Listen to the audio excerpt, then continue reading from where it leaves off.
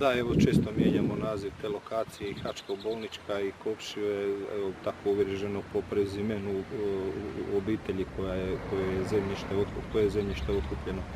To je evo zadnja faza tog dijela ulice, prvog obilaznog prstena grada Ogulina. Uvođenje u radove je bilo 25. lipnja, rok za završetak radova je 70 dana, znači negdje početak mjeseca kolovoza bi trebalo biti pušteno u pogon.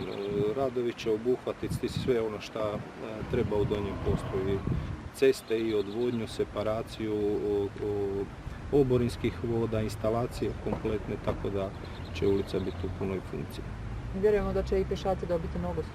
Tako je, naravno, i nogostup, dvotračna ulica, neće se stvarati više gužve i mislim da je ovo jedan od uskih grla u prometu grada Ogulina koji evo napokon će biti riješen, jedna bitna transverzala između Bolničke ulice i ulice Bernardina Frankopana.